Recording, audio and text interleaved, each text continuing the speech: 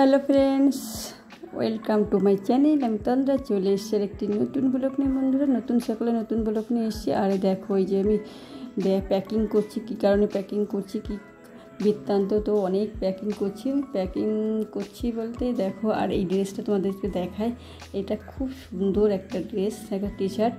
এই ড্রেসটা পরবো আমি, ঠিক আছে।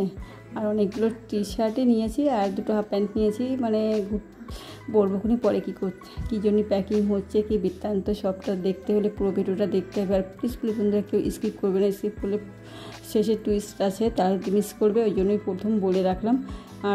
আর একটা কথা তোমাদের বলেই রাখি, প্লিজ বন্ধুরা যারা নতুন ভিজিট করছো প্লিজ চ্যানেলটিকে সাবস্ক্রাইব করো। আর একটা ভালো লাগলে একটা লাইক করো, আর একটু পারলে একটু শেয়ার করে দিও, তাহলে আমি খুব উপকৃত হব তোমাদের কাছে।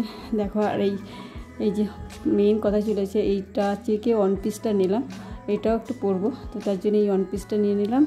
প্যাকিং করছি, দুদিন ধরে করছি, তো আজ সব গুছিয়ে রেখেছিলাম, তো আজকে ব্যাগের মধ্যে একদম ঢুকিয়ে রাখছি, না হলে সময় চলে এসছে, সে সময়ের আগে কাজটা কমপ্লিট করতে হবে। তো এখন আমার এইসব কাজ থাকে, আমার এমনি নর্মালি আমার পার্সোনাল অনেক কাজ চলে এসছে, সেইগুলোকে আমাকে মানে ঠিক করে তারপরে বেরোতে হবে, তার জন্য আমার টাইম পাচ্ছি না, আমার কাজগুলো কমপ্লিট না করলে হবে না। এগুলোও দরকার, ওটাও দরকার, মানে খুব সমস্যার মধ্যে আছি, মানে এত তাড়াহুড়ো করে কাজ করতে হচ্ছে আমাকে এখন। তাড়াহুড়ো না করে, মানে এদিকের কাজটাও খুব ইম্পর্ট্যান্ট, ওদিকেও কাজটাও ইম্পর্ট্যান্ট। আর প্রয়োজনীয় জিনিসের মধ্যে ব্রাশটা দেখো ভেঙে গেছে, মানে পচা ব্রাশ এনেছে মনে হয়, মানে পুরো ভেঙে গেছে। আর এই তেল লাগবে, ব্রাশ নিয়ে নিলাম, ওষুধ নিলাম মানে 300 টাকার, বুঝতে পারছো। তো এগুলো একদম দরকারি জিনিস, এগুলো না হলে চলবেই না, তো এইগুলো নিয়ে নিচ্ছি।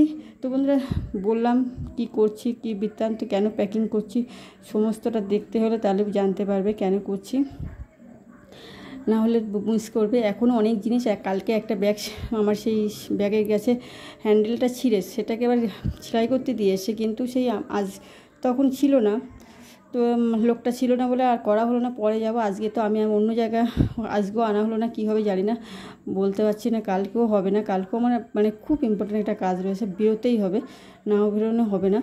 তো এই জন্য আরও টেনশানেও আছি, মানে এখনও তো 2-3টে প্যাকিং করতে হবে। এটা একটু নর্মালি করলাম আমি আর মেয়ের আর 3জন, আলাদা একটা মানে যেগুলো দরকার সবসময় বের করার জন্য সেটা লাগবে। তো এখন এইটা সাইড করে রেখে দিই, বাদবাকি কাজগুলো। তো বন্ধুরা, এই দেখো, বুঝলে তো প্যাকিং করেছি, এই যে এখন আমি রাগ করে বাড়ি ছেড়ে চলে যাচ্ছি, আর আসবো না, এখানে থাকবো না, তার জন্যই রাগ করে চলে যাচ্ছি।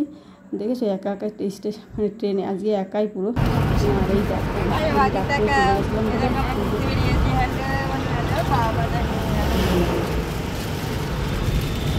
কোথায় যাচ্ছি বলো? বাড়ি যাচ্ছি, হ্যাঁ, এসে দাও তো দেখি। বাবা,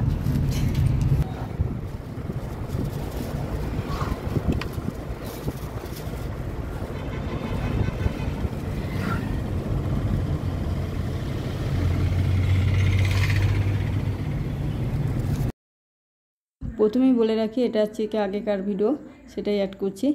আর যেটা বলছিলাম, দেখেছো আমি ট্রেনে করে যাচ্ছিলাম, আবার পরে কারে ফিরছি, রাগ করে চলে যাচ্ছিলাম বলে আবার আমাকে ট্রেনে ধরে নিয়ে চলে এসছে, বাড়ির থেকে যেতে দেবে না। তো এটা হচ্ছে মজা করলাম, অ্যাকচুয়ালি একটা পার্সোনাল কাজে গেছিলাম ট্রেনে করে, তো আমার বোনের সব গাড়িতে আবার চলে এসেছি। আর এসে আমার কি অবস্থা জানো না, মানে গাড়িতে উঠি না, তো ওঠা অভ্যাসই নেই আমার। তো ওই যে পুকুরে বেটে ঘি সহ্য হয় না, কথাটা শুনেছিলাম, আজকে বলে তাই হলো।